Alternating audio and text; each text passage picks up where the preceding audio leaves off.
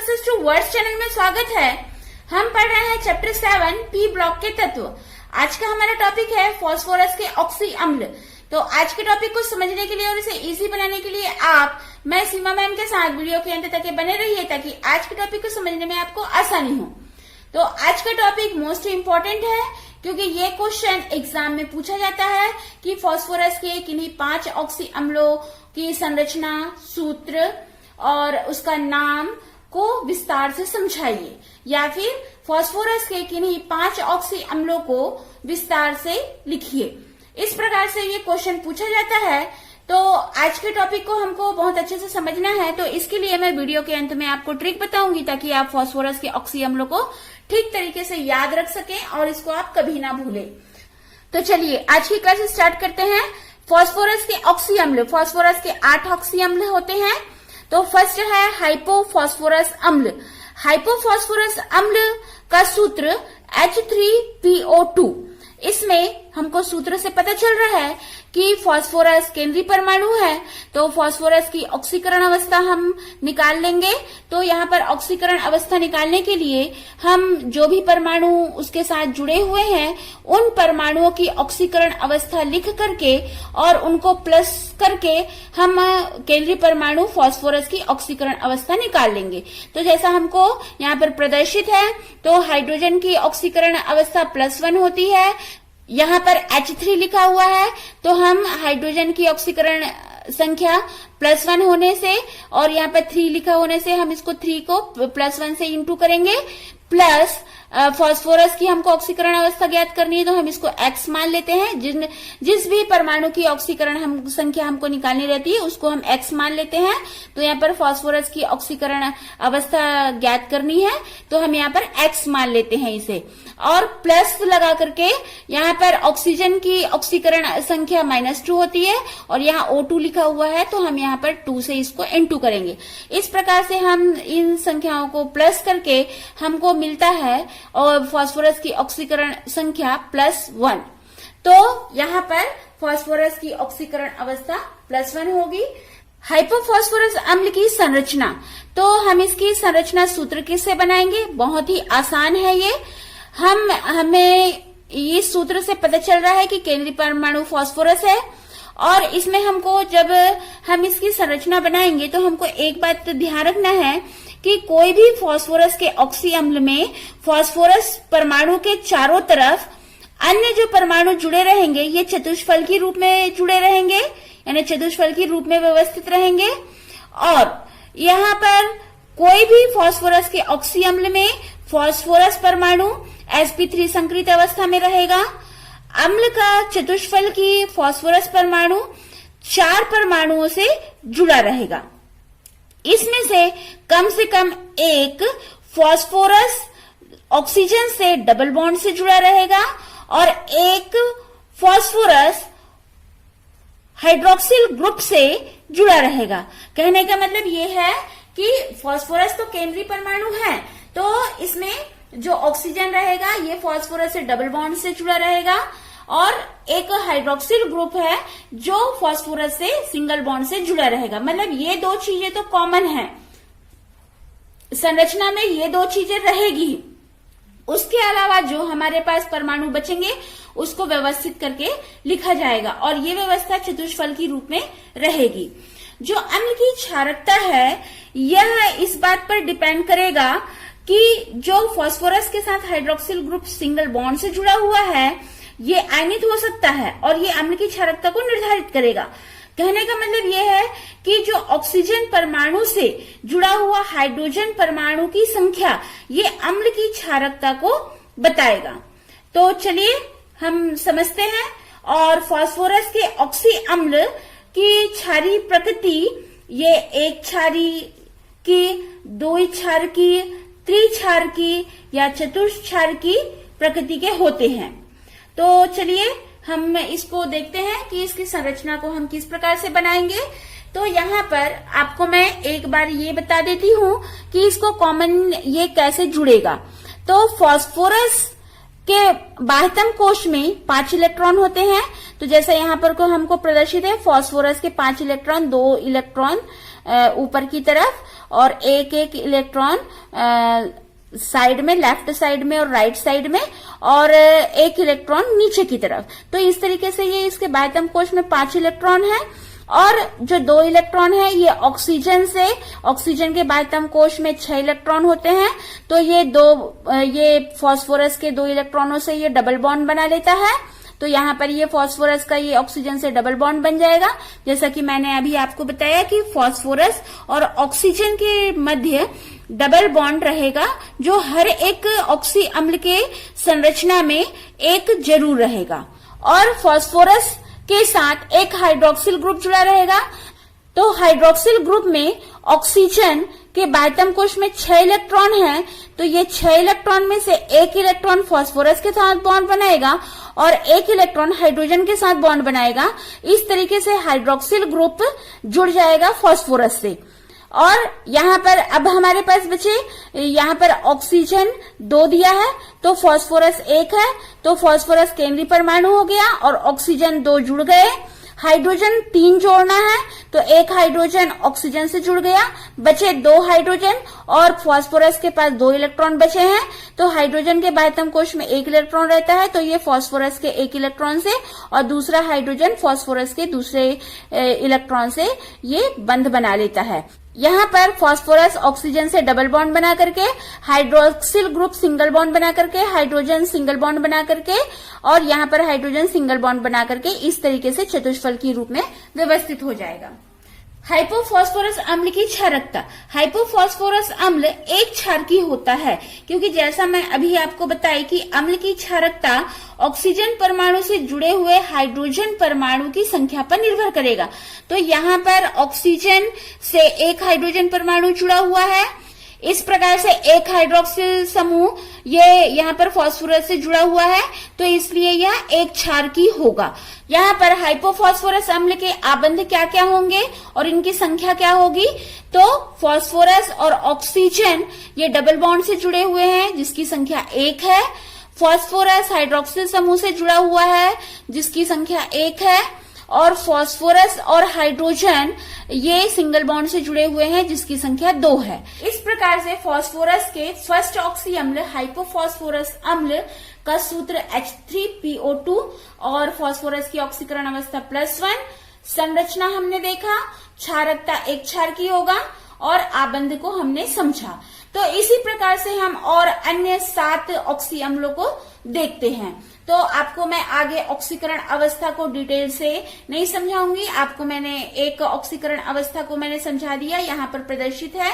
इसको आप स्वयं निकाल सकते हैं और कमेंट बॉक्स में आप स्वयं निकालिए और देखिए कि आपको ऑक्सीकरण अवस्था या संख्या निकालने आती है या नहीं आती है। नहीं आती है तो आप मुझे कमेंट करिए। सेकेंड ऑक्सी अम्ल है ऑर्थोफॉस्फोरस अम्ल। इसके लिए सूत्र लिखते हैं H3PO3। यहाँ पर फास्फोरस केंद्रीय परमाणु है, इसकी ऑक्सीकरण अवस्था होगी +3। इसकी संरचना हम देखते हैं तो फास्फोरस ऑक्सीजन से डबल बॉन्ड से जुड़ा रहेगा और हाइड्रोक्सिल ग्रुप इसमें 2 जुड़े हुए हैं, क्योंकि हमको संख्या दी हुई है। फास्फोरस 1 है, हाइड्रोजन 3 है। तो फास्फोरस से हम इसको बनाने के लिए पहले चतुष्फल की व्यवस्था में हम इसको हाइड्रोजन को तीनों को व्यवस्थित कर देंगे और ऑक्सीजन 3 है तो उसमें से एक ऑक्सीजन डबल बॉन्ड बना लेगा और 2 जो है हाइड्रोजन से जुड़ जाएंगे, जिससे ये हाइड्रोक्सिल ग्रुप बना लेगा। तो यहाँ पर इसकी क्षारकता द्विक्षार की होगी, क्योंकि यहाँ पर 2 हाइड्रोक्सिल ग्रुप जुड़े हुए हैं। यहाँ पर आबंध और उसकी संख्या क्या होगी कि एक फास्फोरस ऑक्सीजन से डबल बॉन्ड से जुड़ा हुआ है, 2 फास्फोरस और हाइड्रोक्सिल समूह सिंगल बॉन्ड से जुड़े हुए हैं और एक फास्फोरस सिंगल बॉन्ड से हाइड्रोजन से जुड़ा हुआ है। तो इस प्रकार से ये आबंध प्रदर्शित है। थर्ड ऑक्सी अम्ल है ऑर्थोफॉस्फोरिक अम्ल। इसके लिए सूत्र लिखते हैं H3PO4। फास्फोरस की ऑक्सीकरण अवस्था होगी +5। संरचना इस प्रकार से प्रदर्शित है कि यहाँ पर H3 बोला है और फास्फोरस 1 है, ऑक्सीजन 4 है। तो यहाँ पर हम फास्फोरस केंद्रीय परमाणु तो केंद्र में लिख लेंगे। चतुष्फल की व्यवस्था में हाइड्रोजन 3 है और ऑक्सीजन 4 है, तो हमें पता है कि ऑक्सीजन को एक डबल बॉन्ड से जुड़ना है, तो यहाँ पर डबल बॉन्ड से जोड़ देंगे और 3 ऑक्सीजन और फास्फोरस से जुड़ जाएंगे और 3 हाइड्रोजन उससे जुड़ जाएंगे, जिससे ये हाइड्रोक्सिल समूह बन जाएगा। तो इस प्रकार से इसमें 3 हाइड्रोक्सिल ग्रुप है, तो इसकी क्षारकता होगी त्रिक्षारकी। और आबंध और संख्या क्या होगा, यहाँ पर फास्फोरस और ऑक्सीजन ये डबल बॉन्ड है और ये सिंगल है, तो इसलिए एक फास्फोरस और ऑक्सीजन के बीच डबल बॉन्ड, और फास्फोरस और हाइड्रोक्सिल समूह जो सिंगल बॉन्ड से जुड़े हुए हैं ये 3 है। तो इस प्रकार से ऑर्थोफॉस्फोरिक अम्ल की ये संरचना और इसके क्षारकता होगी। फोर्थ है परऑक्सोफॉस्फोरिक अम्ल। परऑक्सोफॉस्फोरिक अम्ल का सूत्र H3PO5। इसमें केंद्रीय परमाणु फास्फोरस की ऑक्सीकरण अवस्था होगी +7। परऑक्सोफॉस्फोरिक अम्ल की संरचना में जैसा हमको सूत्र प्रदर्शित है H3PO5, तो फास्फोरस केंद्रीय परमाणु है और एक ऑक्सीजन डबल बॉन्ड से जुड़ेगा। इसमें 3 हाइड्रोक्सिल ग्रुप बनेंगे और एक जो है यहाँ पर हम देख रहे हैं जैसे कि फास्फोरस ऑक्सीजन से सिंगल बॉन्ड से, फिर ऑक्सीजन से सिंगल बॉन्ड से और फिर ऑक्सीजन हाइड्रोजन से सिंगल बॉन्ड से जुड़ा हुआ है। तो इस प्रकार से यहाँ पर हाइड्रोक्सिल ग्रुप 3 हाइड्रोक्सिल ग्रुप है, तो इसकी क्षारकता त्रिक्षार की होगी। और इसमें आबंध जैसा हम समझ रहे हैं कि फास्फोरस और ऑक्सीजन के मध्य डबल बॉन्ड ये 1 होगा, फास्फोरस और हाइड्रोक्सिल समूह के बीच सिंगल बॉन्ड ये 2 होंगे। यहाँ पर ये हाइड्रोक्सिल ग्रुप और ये हाइड्रोक्सिल ग्रुप ये सिंगल जुड़ा हुआ है, और एक फास्फोरस ऑक्सीजन हाइड्रोजन ये 1 होगा। तो यहाँ पर हमने फास्फोरस के 4 ऑक्सी अम्लों को देखा। इसके नाम और सूत्र को हम बहुत आसानी से समझ सकते हैं, तो मैं इसके लिए आपको एक ट्रिक बताती हूँ। जो ये 4 ऑक्सी अम्ल हैं, इन 4 ऑक्सी अम्लों को आप किस प्रकार से याद रखेंगे, तो ट्रिक है हाइपो ऑर्थो फॉस्फोरस ऑर्थो परऑक्सोफॉस्फोरिक अम्ल। मतलब कि यहाँ पर हमारा नाम स्टार्ट हो रहा है हाइपो ऑर्थो, ये फास्फोरस अम्ल है, यहाँ पर आप कंफ्यूज नहीं होंगे, ये फास्फोरस अम्ल है और ये दोनों फास्फोरिक अम्ल है। तो यहाँ पर ट्रिक ये है कि हाइपो ऑर्थो फास्फोरस अम्ल ऑर्थो परऑक्सोफॉस्फोरिक अम्ल।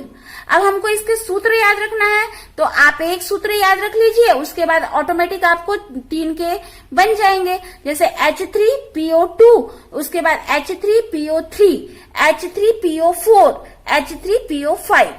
इस तरीके से आप सूत्र याद कर सकते हैं।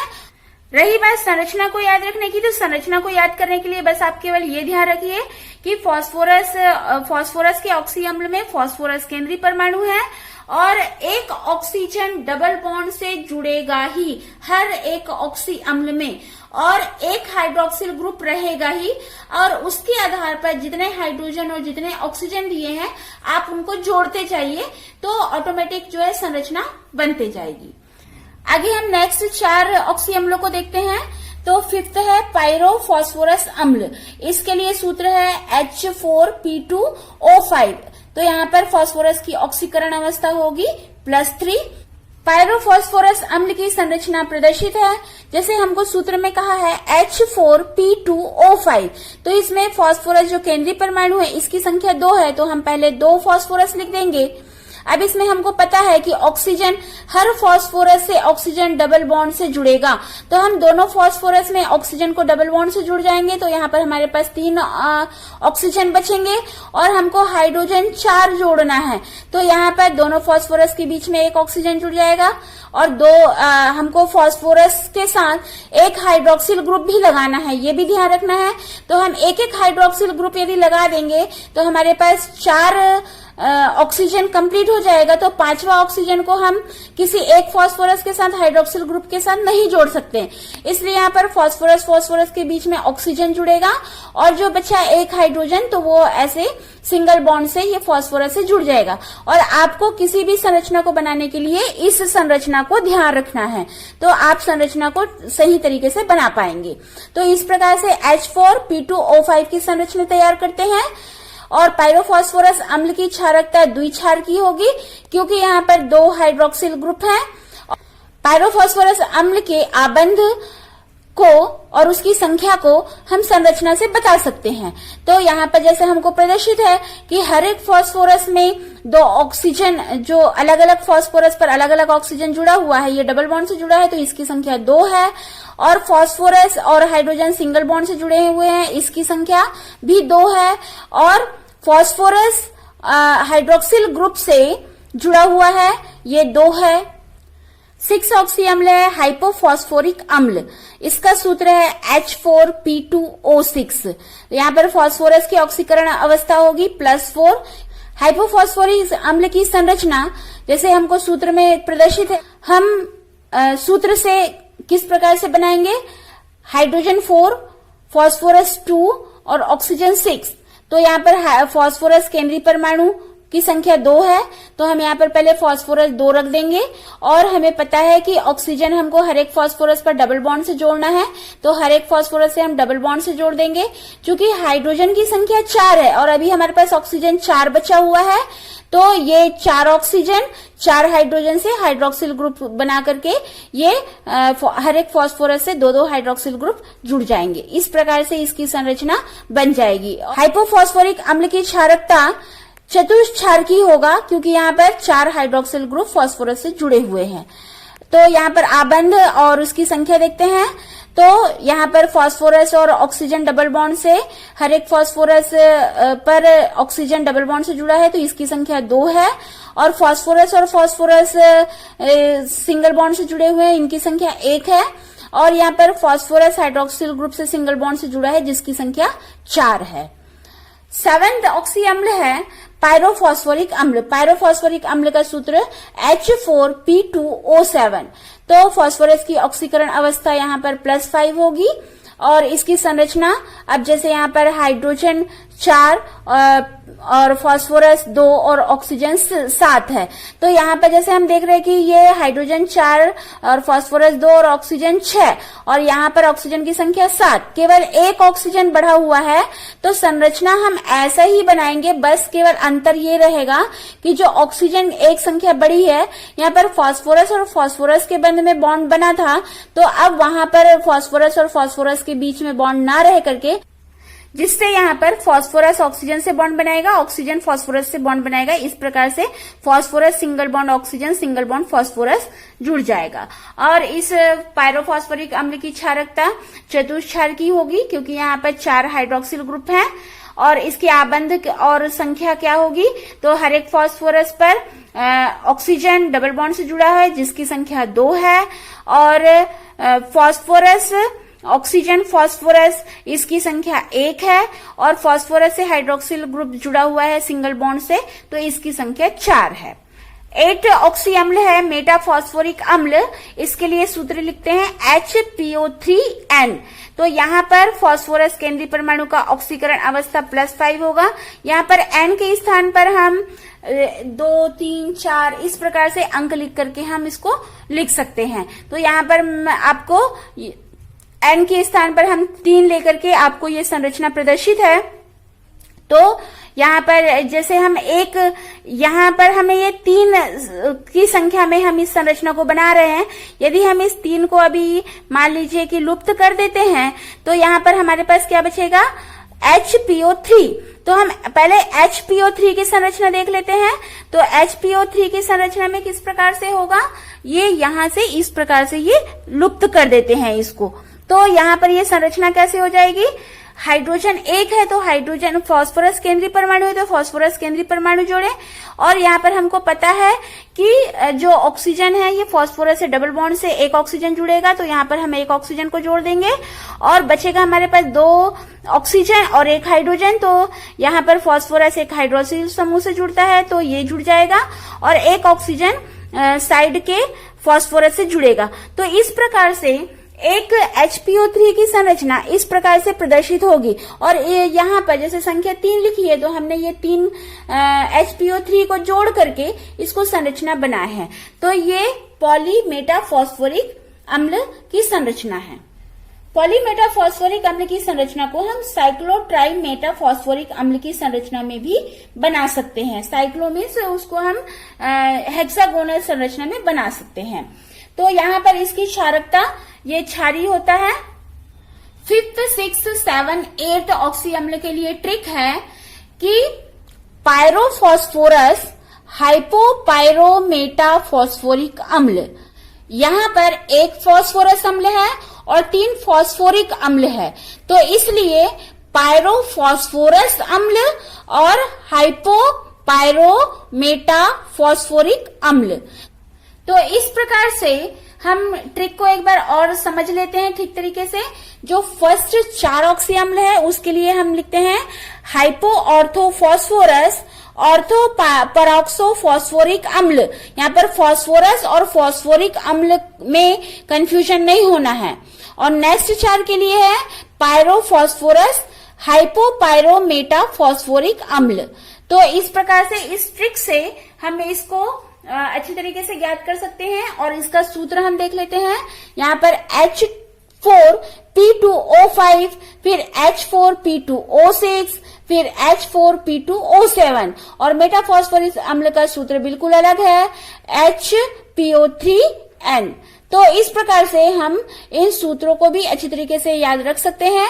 और यदि हमको नाम और सूत्र याद है तो हम इसकी ऑक्सीकरण संख्या निकाल सकते हैं और सूत्र याद रहने से हम इसकी संरचना को ठीक तरीके से बना सकते हैं।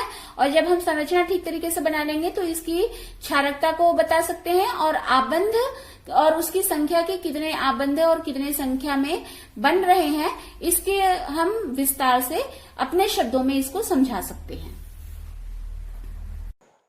आपको वीडियो पसंद आई तो लाइक कीजिए, शेयर कीजिए और मेरे चैनल को फर्स्ट टाइम वॉच कर रहे हैं तो सब्सक्राइब कीजिए, बेल आइकन को दबाइए ताकि वीडियो की नोटिफिकेशन आपको सबसे पहले मिले। आपका एक सब्सक्राइब मुझे आगे वीडियो बनाने के लिए मोटिवेट करता है। और इंस्टाग्राम पर सीमा साहू 179 को फॉलो कीजिए। Thanks for watching this video.